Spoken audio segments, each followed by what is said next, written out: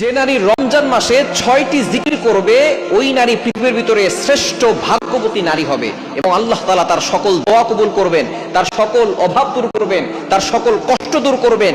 যদি তার স্বামী কথা না শুনে তার স্বামী কথা শুনবে, সন্তান কথা না শুনলে সন্তান কথা শুনবে, ওই নারীর থেকে ভাগ্যবতী নারী আর কেউ হতে পারবে না। এই 6টি জিকির হচ্ছে এই রমজান মাসে শ্রেষ্ঠ জিকির, আপনি অবশ্যই করার চেষ্টা করবেন। 1 নাম্বার জিকির হচ্ছে নারীদের জন্য, মা বোনদের জন্য, সেটা হচ্ছে দুরূদ ইস্তিগফার বেশি বেশি পড়বেন। ইস্তিগফার যত বেশি পারবেন তত বেশি পড়বেন। ইস্তিগফারের মাধ্যমে আল্লাহ তাআলা আপনার সকল গুনাহ ক্ষমা করে দিবেন, আল্লাহ বিপদ দূর করবেন, অভাব দূর করবেন, কষ্ট দূর করবেন, বালা মুসিবত দূর করবেন, টেনশন দূর করবেন, রিজিকের ব্যবস্থা করবেন। এজন্য ইস্তিগফার, আস্তাগফিরুল্লাহ আস্তাগফিরুল্লাহ আস্তাগফিরুল্লাহ। আপনি কাজ করতেছেন, বলেন আস্তাগফিরুল্লাহ। রোজা খেয়ে আপনার রোজা দামিও হবে, রমজানের সকল ফজিলত পাবেন। আপনার এই ইস্তিগফারের পরে দোয়া করলে সেই দোয়াও আল্লাহ তাআলা কবুল করবেন। 1 নাম্বার ইস্তিগফার। 2 নাম্বার দুরূদ শরীফ। যত বেশি পারেন দুরূদ শরীফের আমল করবেন। মা বোনরা বিশেষ করে দুরূদ শরীফের আমল অনেকেই বেশি করেন, বিশেষ করে দুরূদ ইব্রাহিম যেটা আমরা নামাজে পড়ি সেই দুরূদটা পড়ার চেষ্টা করবেন। বিশেষ করে আমরা সকলেই এগুলো বাসায় মেসগুলো পৌঁছে দিব। দুরূদ শরীফের আমল যত বেশি পড়বেন তত বেশি আল্লাহ আপনাকে বিপদ থেকে হেফাজত করবেন, কষ্ট দূর করে দিবেন। এবং দুরূদ যদি ইব্রাহিম পড়তে কষ্ট হয়ে যায়, সাল্লাল্লাহু আলাইহি ওয়াসাল্লাম সাল্লাল্লাহু আলাইহি ওয়াসাল্লাম সাল্লাল্লাহু আলাইহি ওয়াসাল্লাম, এটা একটা সুন্দর দুরূদ, আপনি এই দুরূদটাও পড়তে পারেন। 1 নাম্বার ইস্তিগফার, 2 নাম্বার হচ্ছে দুরূদ শরীফ, 3 নাম্বার হচ্ছে বেশি বেশি লা ইলাহা ইল্লাল্লাহ মুহাম্মাদুর রাসূলুল্লাহ।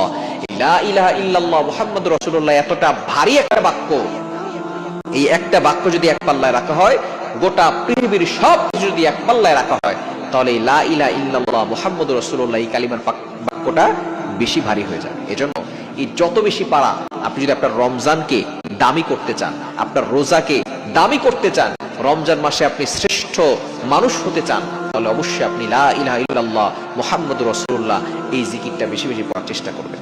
4 নাম্বার আমল হচ্ছে সুবহানাল্লাহি ওয়া বিহামদি সুবহানাল্লাহিল আযীম। বুখারী শরীফের সর্বশেষ হাদিস, নবী সাল্লাল্লাহু আলাইহি ওয়াসাল্লাম একবার সাহাবীদেরকে বলতেছেন, ও আমার সাহাবী, তোমরা কি জানো রহমানের কাছে 2টা বাক্য খুব বেশি প্রিয়। কালিমাতান হাবিবাতান ইলার রহমান, 2টা বাক্য আছে রহমানের কাছে, অর্থাৎ আল্লাহর কাছে সবচেয়ে বেশি প্রিয়।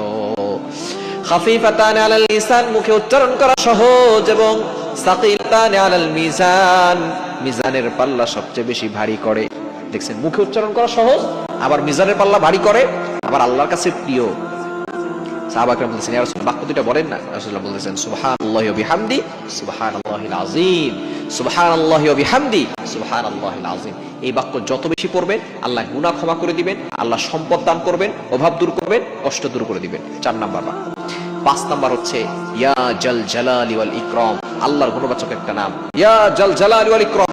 এই গুণবাচক নাম যত বেশি পড়বেন তত বেশি আপনি আল্লাহর নৈকট্য অর্জন করতে পারবেন। কারণ এই গুণবাচক নাম করে দোয়া করলে আল্লাহ তাআলা নিজেই দোয়া কবুল করেন, আল্লাহ তাআলা নিজে বলে দিয়েছেন।